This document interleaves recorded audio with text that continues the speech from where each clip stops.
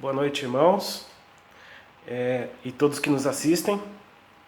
Estamos aqui para mais um estudo esta noite e vamos continuar firmes, orando uns pelos outros, confiando no nosso Deus, que é poderoso, que é fiel e cuida de nós. Amém? Então, estamos tendo os nossos estudos sobre o tema O Deus de Esperança. Então nós vimos a semana passada, e o nosso estudo está lá em Lamentações, capítulo 3, os irmãos podem abrir lá. Mas nós vimos a semana passada que Lamentações foi escrito pelo profeta Jeremias, e foi escrito aproximadamente em 586 a.C., logo após a queda de Jerusalém. Os judeus haviam rejeitado as repetidas advertências da palavra de Deus por meio do profeta Jeremias. Isso a gente vê no próprio livro de Jeremias. E ele profetizou por 40 anos, né? E dessa forma Deus trouxe juízo, né? Deus trouxe o juízo sobre a cidade de Jerusalém. O templo foi destruído, a cidade foi saqueada, foi destruída, os judeus foram torturados, foram mortos, muitos foram levados cativos para a Babilônia, onde ficaram por 70 anos.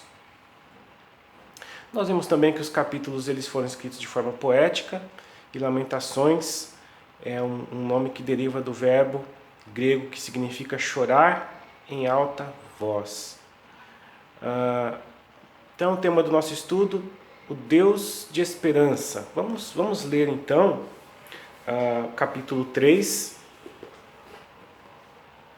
do livro de Lamentações. Vamos ler ali só os versículos base ali do nosso estudo, que é capítulo 3, versículos 18 até o versículo 26. Lamentações 3, 18 a 26.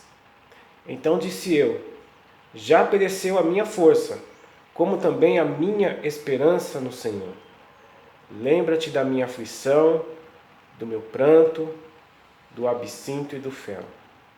Minha alma certamente disto se lembra e se abate dentro de mim. Disto me recordarei na minha mente, por isso esperarei. As misericórdias do Senhor são a causa de não sermos consumidos, porque as suas misericórdias não têm fim. Novas são a cada manhã. Grande é a tua fidelidade. A minha porção é o Senhor, diz a minha alma. Portanto, esperarei nele. Bom é o Senhor para os que esperam por ele, para a alma que o busca. Bom é ter esperança e aguardar em silêncio a salvação do Senhor. Amém? Então, nós vimos, quando nós olhamos o versículo 21, disto me recordarei na minha mente e por isso esperarei. Então, o profeta ele estava sem esperança, diante de toda a situação que ele estava vivendo, ali a cidade destruída, os judeus sendo mortos, muitos sendo levados para o cativeiro. Então ele perde a sua esperança de que algo possa acontecer de bom, de que alguma solução possa ainda sobrevir. E aí então ele começa a lembrar, isso nós vimos a semana passada, ele começa a lembrar de tudo que o Senhor Deus já tinha feito em sua vida e para o seu povo, e ele começa a lembrar das promessas de Deus, de tudo que Deus ainda fará. E aí então ele coloca a sua esperança no Senhor. Por isso no versículo 21 está escrito: disso me recordarei na minha mente, por isso esperarei. Então ele passa a ter esperança nas promessas do Senhor.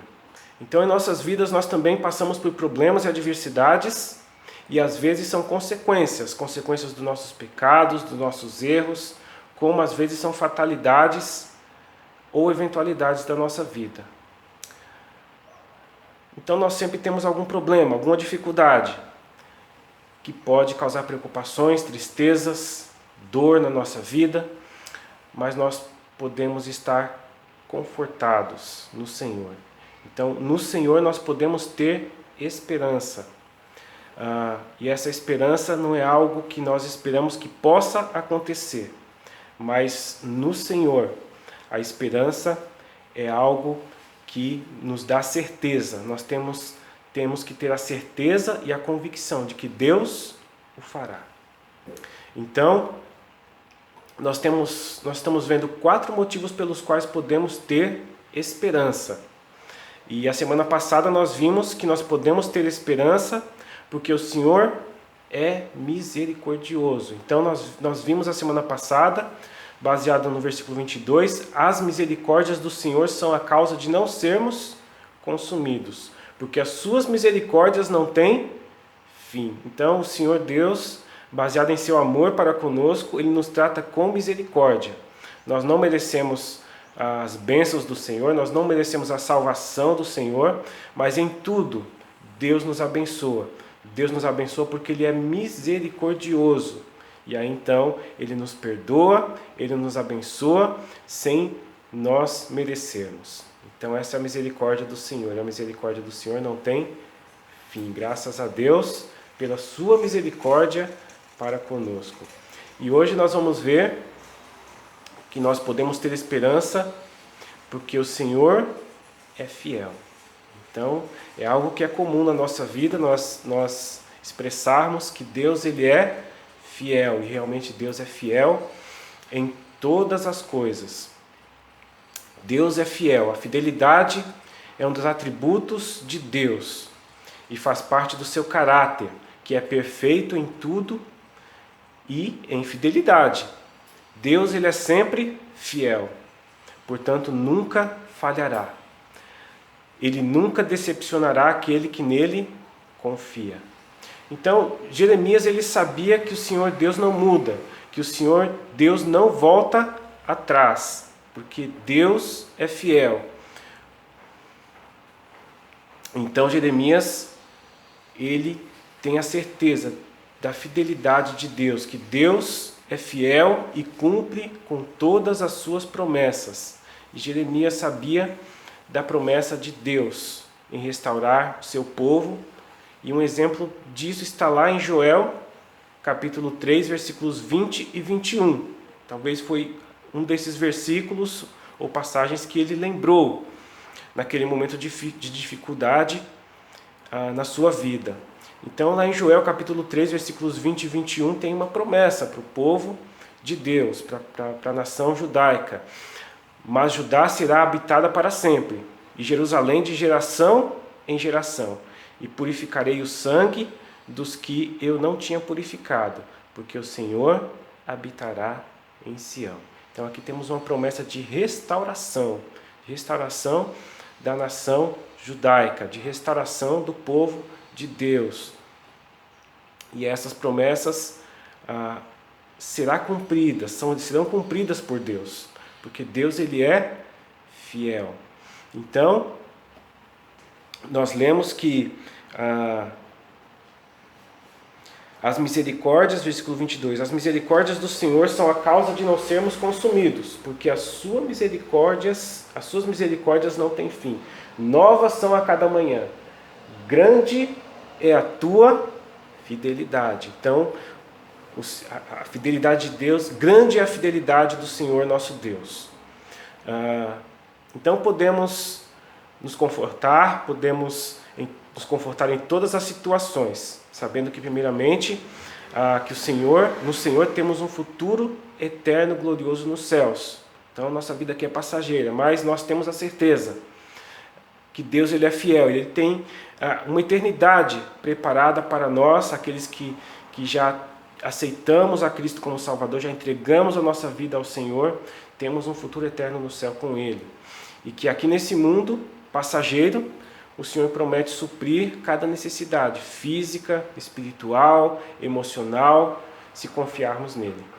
Então, que nós vemos expresso lá em Mateus capítulo 6, versículo 33, mas buscai primeiro o reino de Deus e a sua justiça, e todas estas coisas vos serão acrescentadas. E ainda em Lamentações, capítulo 3, versículo 24, o profeta expressa a sua confiança, a sua total confiança no Senhor, quando ele fala: minha porção é o Senhor, diz a minha alma, portanto esperarei nele. Então, quando ele coloca essa expressão, a minha porção é o Senhor, ele está dizendo aqui que tudo que eu tenho é o Senhor. Então a gente lembra das passagens do Antigo Testamento, lá em Números, em que o povo ele conquista a terra prometida, e logo em seguida aquela terra ela é dividida em porções para cada uma das 12 tribos. E aí então cada tribo tem a sua porção. E interessante nós lembrarmos que os sacerdotes, os levitas, eles não tinham porção, não tinham uma porção ali de terras, mas a expressão que Deus coloca ali é que ele seria a porção dos levitas. Então, quando nós lemos lá em Números capítulo 18, versículo 20, disse também o Senhor a Arão: na sua terra herança nenhuma terás, e no meio deles nenhuma parte terás. Eu sou a tua parte e a tua herança no meio dos filhos de Israel. Então, é o sentimento do profeta, né? Na verdade, aquilo de mais precioso que nós temos é o Senhor. E é o Senhor em nossas vidas, e que realmente temos para sempre. Quando nós temos o Senhor, Jesus Cristo como nosso Salvador, nós o temos para sempre. Aqui nesse mundo, Ele está conosco a cada momento e na eternidade. Essa é a nossa herança. Essa é a nossa herança que realmente é mais preciosa nas nossas vidas e mais necessária. Então, ele coloca, é isso que o profeta expressa aqui: a minha porção é o Senhor. Então, em meio àquela desolação total que ele está vivendo, ele expressa que ele tem aquilo de mais importante, de mais precioso na sua vida, que é o Senhor. E aí então, no mesmo versículo, ele coloca: portanto esperarei nele. Então aqui ele coloca toda a sua confiança no Senhor que é fiel. Então nós podemos colocar toda a nossa confiança em nosso Deus, que Ele com certeza é fiel em nossas vidas, porque Ele nos ama. Então, o que nós temos de mais precioso na nossa vida? Com certeza é o Senhor que nós temos de mais precioso na nossa vida, tanto aqui nessa vida como na eternidade. Então nós podemos colocar toda a nossa confiança nesse Deus, o nosso Deus que nos ama e é fiel. Mas é importante também sabermos sobre a fidelidade de Deus, de que Deus, em alguns aspectos, tá bom? Então Deus, Ele é fiel a si mesmo. Tá? É importante nós sabermos alguns aspectos da fidelidade de Deus. Então Deus é fiel a si mesmo. Quando nós lemos lá em 2 Timóteo, capítulo 2, versículo 13, nós vemos lá a seguinte expressão: se formos infiéis, Ele permanece fiel, pois não pode negar-se a si mesmo. Então a fidelidade de Deus não depende da nossa fidelidade. Deus, Ele é fiel, mas Ele é fiel a si mesmo. E o versículo coloca a expressão: não pode negar-se a si mesmo. Aquilo que Deus prometeu, aquilo que Deus estabeleceu, Ele não volta atrás. Ele cumprirá as suas promessas e cumprirá a sua palavra. Então, a fidelidade, então isso significa que Deus efetuará tudo o que propôs, conforme o seu caráter justo e perfeito. Deus é fiel ao seu próprio propósito e tem todo o poder para a execução dos seus planos. Então Deus cumprirá tudo o que Ele propôs a si mesmo.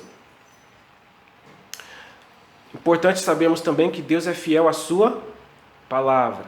Então, a fidelidade é uma perfeição em Deus, pela qual Ele é fiel à sua palavra, em todos os seus mandamentos, em todas as suas promessas. Então, nós podemos ter toda a certeza que todos os mandamentos, todas as promessas de Deus contidas na sua palavra serão cumpridas por Ele, porque Ele é fiel, Ele cumpre com toda a sua palavra. Ele nunca quebrará um mandamento ou uma promessa consigo mesmo, nem com suas criaturas. O que Ele propôs, isso Ele fará. O que prometeu, isso Ele executará. Então, lá em Mateus capítulo 5, versículo 18, está escrito assim: porque em verdade vos digo que até que o céu e a terra passem, nem um jota ou um tio se omitirá da lei, sem que tudo seja cumprido. Então, cada detalhe mínimo da palavra de Deus será cumprido. Deus o cumprirá. Deus, o nosso Deus, Ele é fiel e cumprirá com toda a sua palavra. E nós temos que saber também, é bom pensarmos também, Deus Ele é fiel aos seus santos, Ele é fiel a nós. Então, Deus fez promessas a nós, os crentes, que creram no Senhor Jesus Cristo, e Ele fielmente cumprirá cada promessa que fez, porque Deus, o nosso Deus, Ele é fiel, e o Senhor Deus nos criou, né? Então nós podemos pensar, Deus nos criou, Ele nos salvou em Jesus Cristo, Ele nos sustenta,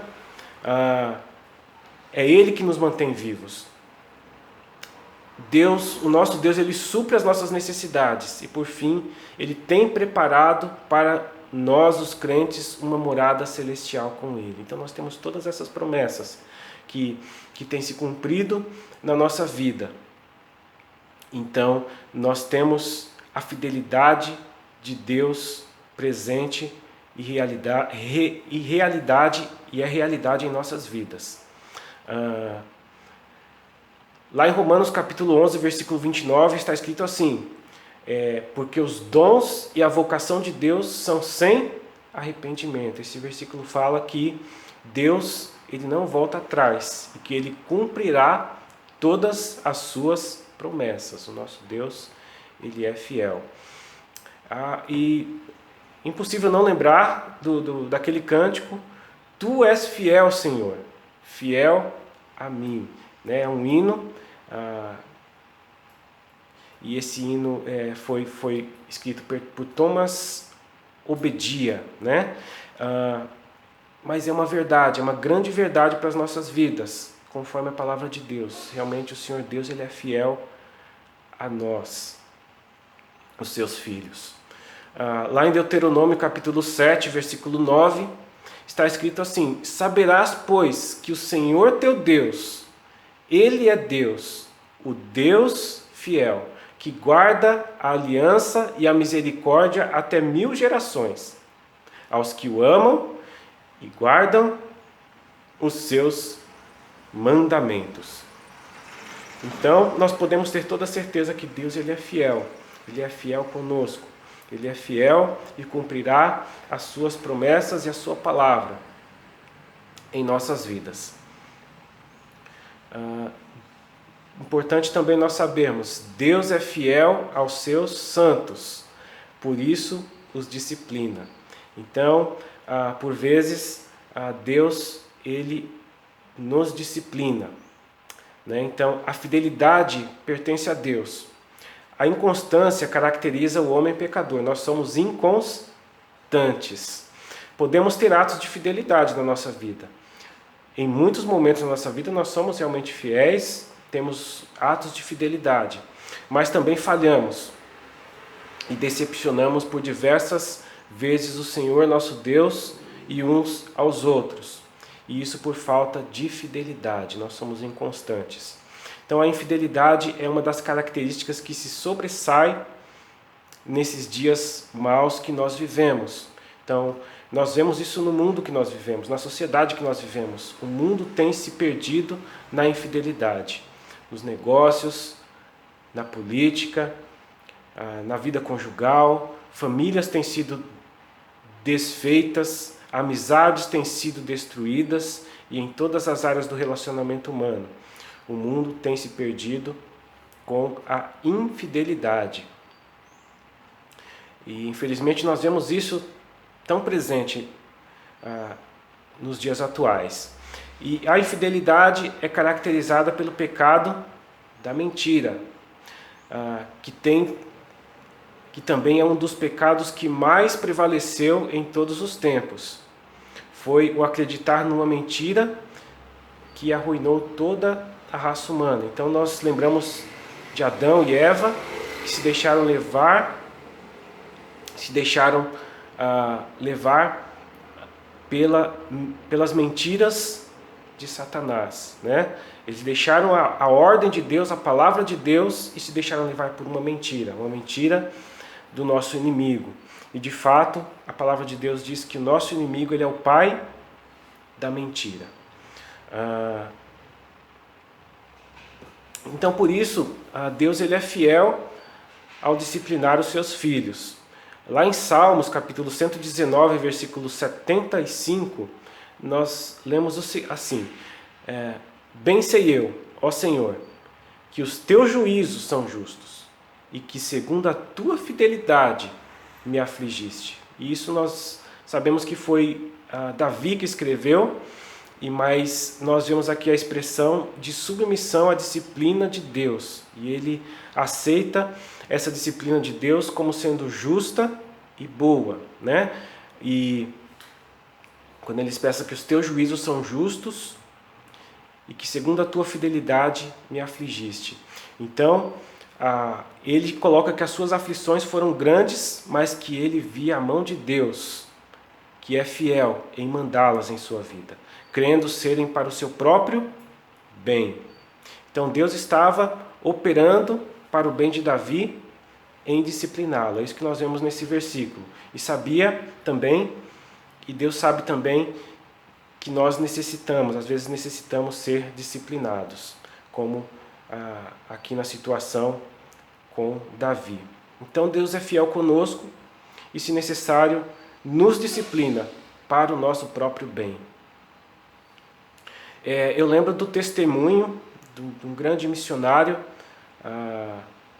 chamado John Patton. Ele foi missionário entre os canibais das Ilhas Hébrias do Pacífico Sul. Então, na sua biografia, ele escreve que quando criança, o testemunho do seu pai, na verdade, tinha sido um grande testemunho na sua vida, de um homem realmente piedoso. Mas ele descreve que muitas vezes ele e seus irmãos, ele tinha 11 irmãos, e como toda criança, às vezes faz malcriação, né? Comete alguma malcriação, alguma traquinagem. Mas ele lembra muito das disciplinas, do modo como seu pai o disciplinava.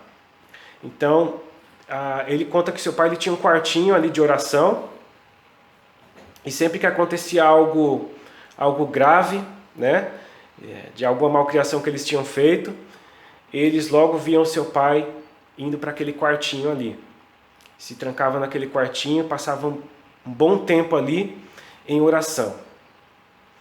E ele fala que aquela atitude do seu pai gerava nele uma consciência, né? Uma consciência de temor, porque ele sabia que o seu pai estava levando aquela situação a Deus. Então, o fato de seu pai estar levando aquela situação diante de Deus, colocando aquilo para Deus, gerava nele uma consciência ali de temor. E também, não só ele, mas os seus irmãos, eles viam o quanto seu pai sofria. Eles viam o sofrimento do seu pai em ter que discipliná-los. e vendo aquele sofrimento, ele sentia o grande amor que seu pai tinha por eles, quando precisava realmente discipliná-los e castigá-los por algo de errado que precisava ser corrigido ou por algo errado que eles tinham feito. Então, nós vemos na vida desse homem piedoso, né, características ali de Deus, né, de como Deus também nos disciplina. O Senhor Deus nos disciplina porque nos ama e quer nos levar para mais perto dele. Lá em Provérbios capítulo 13, versículo 24, está escrito assim: o que não faz uso da vara odeia o seu filho, mas o que o ama desde cedo o castiga.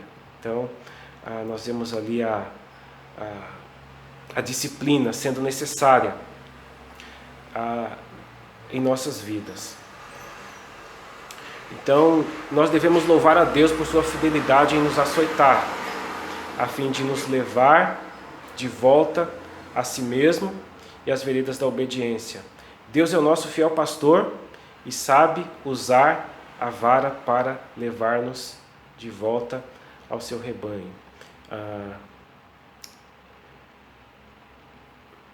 E ainda em Salmos, capítulo 119, versículo 67, vemos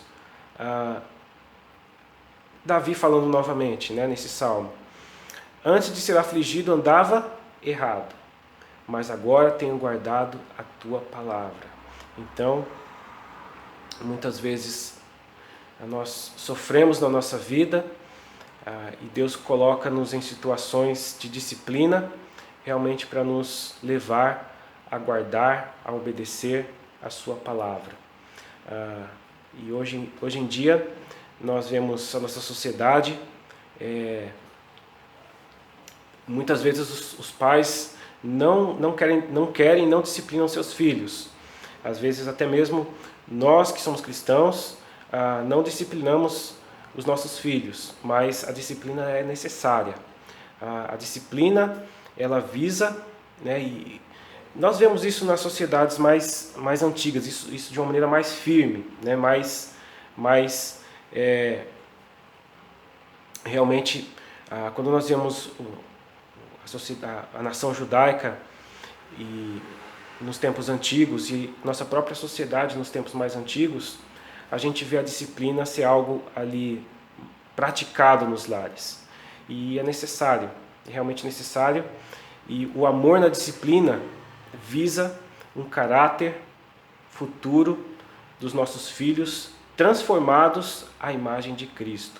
Então, o amor na disciplina visa um caráter transformado, um futuro caráter transformado na vida de nossos filhos à imagem de Cristo, né? E lá em Hebreus capítulo 12, versículo 11, está escrito assim: e na verdade toda correção ao presente não parece ser de gozo, senão de tristeza, mas depois produz um fruto pacífico de justiça nos exercitados por ela. Então, nós precisamos muitas vezes ser corrigidos, né? Ser açoitados. E basta lembrar também na nossa infância, enquanto nós fomos castigados ali, fomos disciplinados, e o quanto isso produziu bons frutos de bom caráter na nossa vida. O puritano Thomas Washburn escreveu o seguinte: pouco importará quando morrermos, se tivermos riquezas e honras neste mundo, mas importará grandemente se formos fiéis ao nosso Redentor. Que a fidelidade de Deus produza em nós fontes de onde corram águas de fidelidade em seu serviço glorioso. Isso é muito, muito precioso para nós, que nós possamos realmente ser fiéis ao nosso Deus e à sua palavra. Então, cabe a nós colocar incondicionalmente toda a nossa confiança no Senhor Deus, que é fiel conosco em todas as situações, adversas ou não, das nossas vidas. Cabe a nós exercitar a nossa fidelidade, pois de Deus temos grande fidelidade, para que em nossa fidelidade seja conhecida por meio de nós o Deus fiel. Amém? Então, o grande Senhor é a tua fidelidade. Amém? Então vamos orar. Maravilhoso Deus, nosso amado Pai, nós louvamos ao Senhor, que é um Deus fiel, fiel a nós, fiel à sua palavra. Portanto, podemos colocar toda a nossa confiança no Senhor. Ó Pai, nos ajuda a confiarmos cada área de nossas vidas, todos os acontecimentos que temos vivido em Tuas mãos, tendo a certeza que o Senhor é conosco, tendo a certeza que o Senhor é fiel, que o Senhor cumpre com as Suas promessas e que o Senhor executará tudo o que o Senhor tem nos prometido. Pai, nos ajuda também a sermos fiéis, a andarmos em fidelidade à Sua palavra, fidelidade ao Senhor, para que por meio de nós, de nossa fidelidade, de nossas atitudes, as pessoas possam ver a Cristo e possam conhecer o Senhor, Deus fiel, em nossas vidas. Nós louvamos ao Senhor, nós agradecemos muito e nós pedimos, em nome do Senhor Jesus. Amém. Irmãos, obrigado pela sua atenção. Espero que esse estudo tenha sido uma bênção para você. E a semana que vem nós vamos continuar o nosso estudo falando sobre a bondade do nosso Deus. Amém?